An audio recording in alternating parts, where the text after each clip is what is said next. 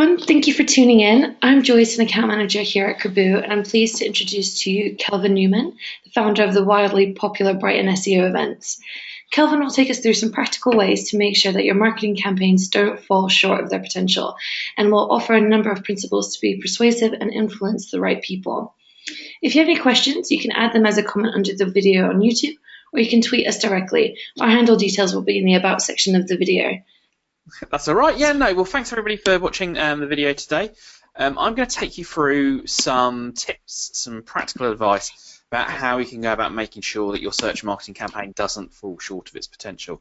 I think it's one of those ones where there's a danger that there is so much you can do on search marketing. There's so many recommendations you can make that sometimes actually it's about making them be implemented, making the action happen. That's really what makes the difference. So there's that old saying, you'll know this well, that if a tree falls in a forest and no one is around to hear it, does it make a sound? Well, I want to tweak that slightly. I want to get rid of the tree, I want to get rid of the forest, and I want to replace that with if an SEO makes a recommendation and no one implements it, is it a waste of time?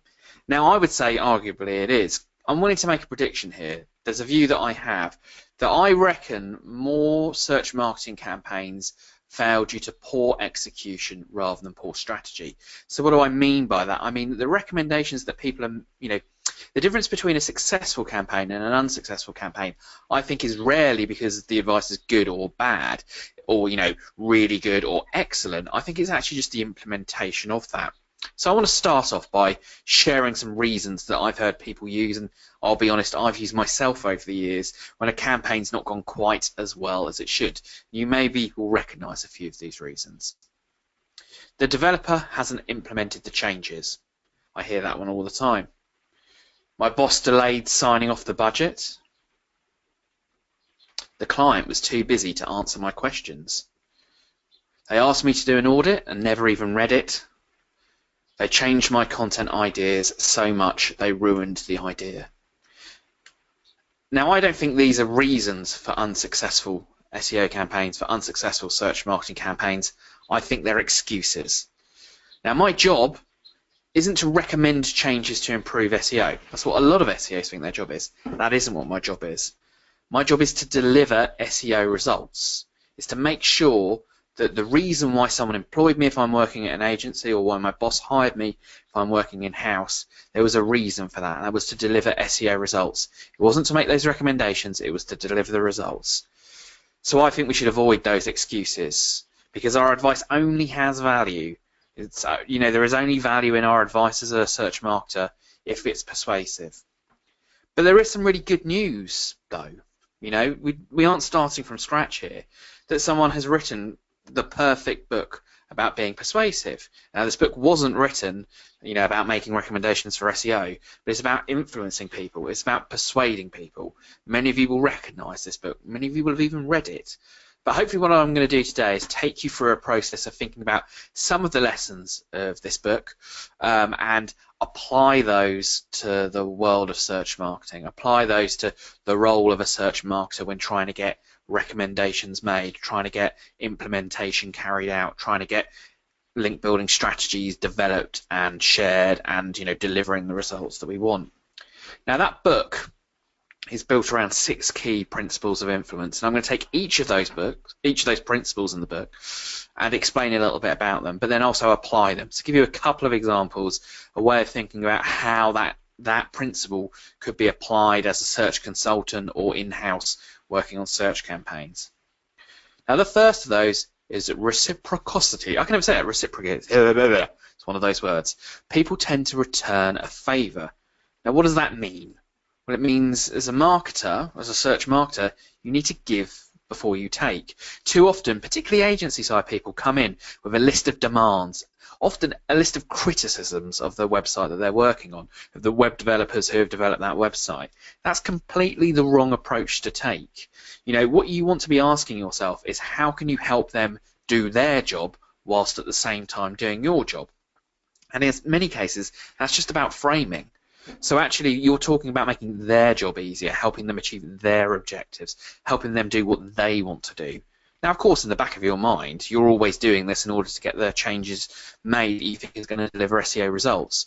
But coming in with a, here's what you've done wrong, here's why I think you're an idiot, is never going to be a very particularly persuasive way of going about persuading someone.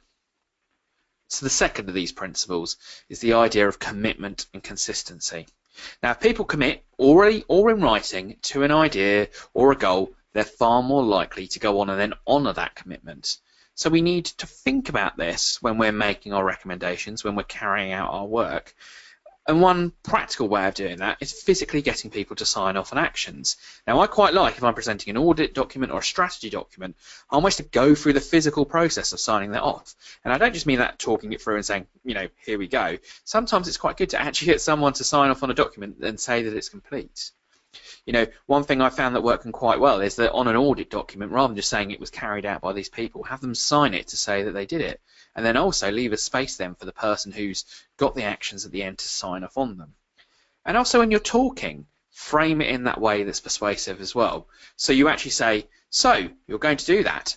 You know, so you are going to change the, you know, the robots.txt file. Is that correct? And then someone has to actually answer. They've made a commitment then, and they've made that commitment already, which means that they're far more likely to go off and do that work afterwards. Now, of course, you've got to do all the project management stuff that you need to do to go through these changes, but getting someone to commit in that way makes it far more likely that they are then going to go off and do that.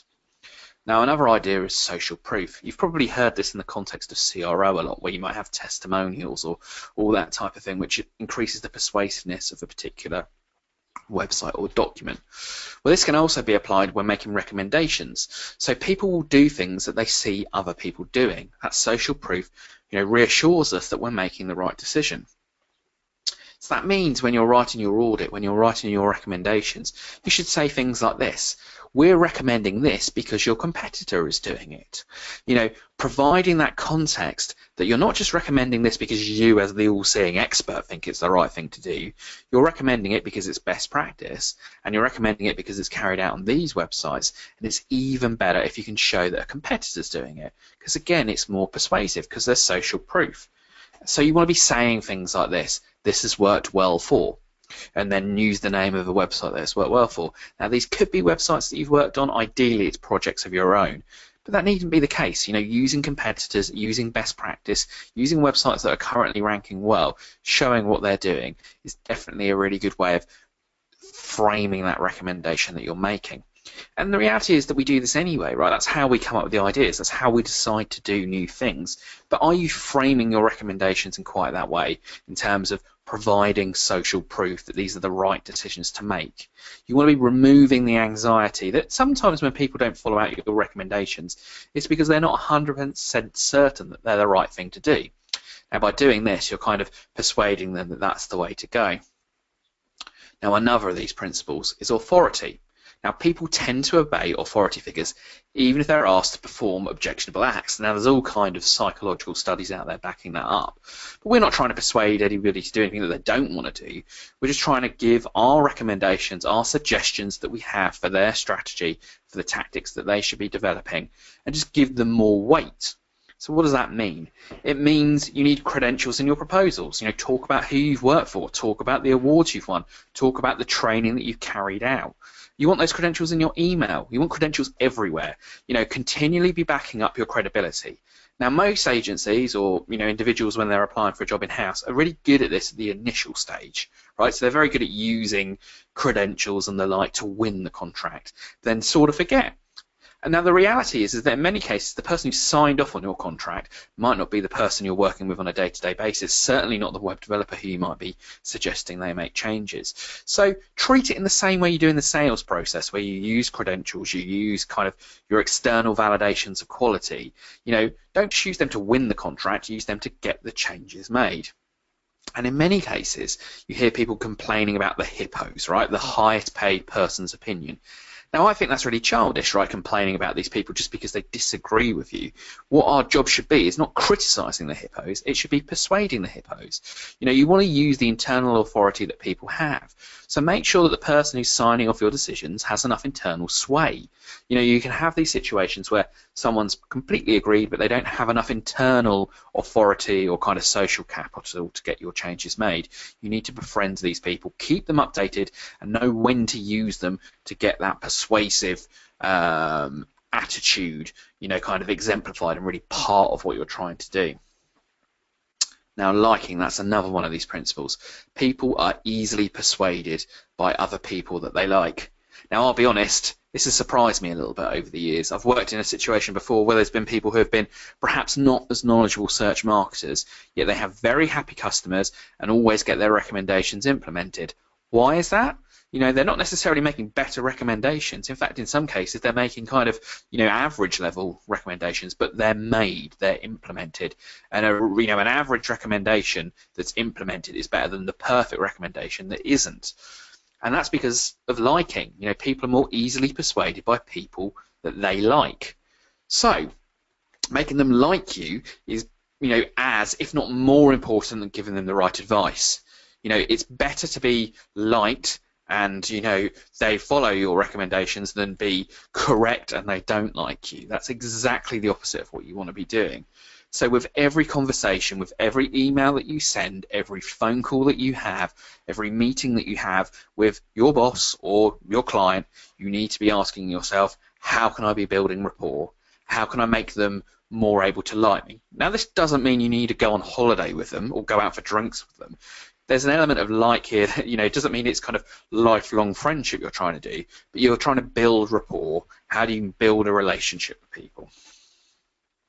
Another of these principles, one of the key ones, is this idea of scarcity. Now, that's worked very well for us in the conference that we organise. The tickets selling out for Brighton SEO is the best marketing we can do, because they're scarce, because they're sought after. That means that people, seek them out. You can use this when you're making recommendations, when you're carrying out SEO audits.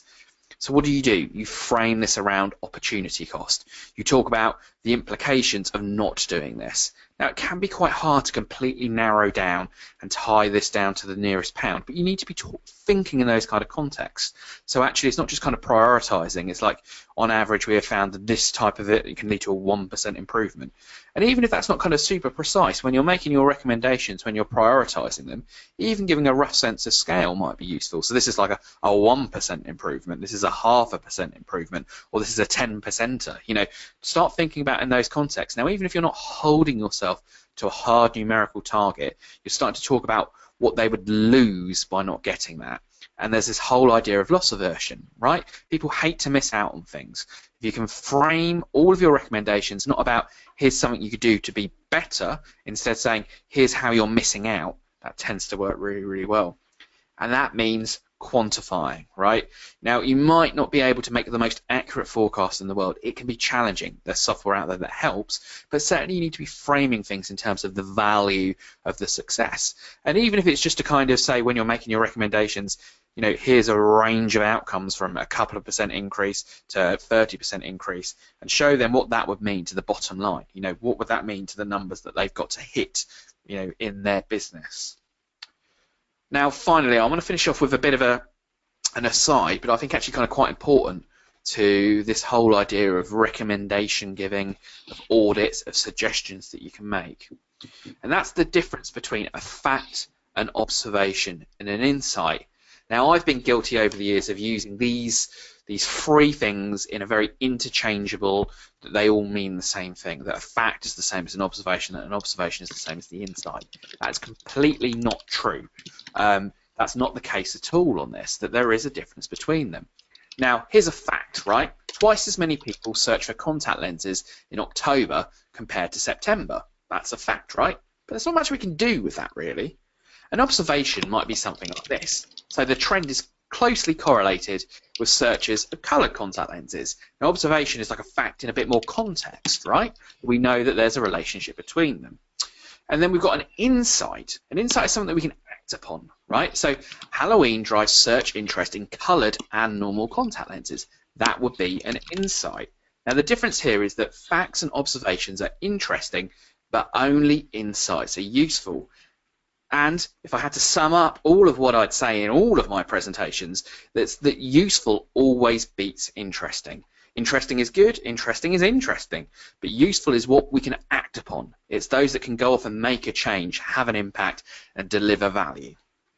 So hopefully that's given you a bit of a sense of some of the ways you can be more persuasive when making recommendations in SEO audits or in any kind of marketing document. Now, generally, I think thinking about how you try and persuade people is really underappreciated. We spend a lot of time improving our knowledge, making sure our recommendations are better, but as I said at the beginning, our recommendations only have value if they're implemented.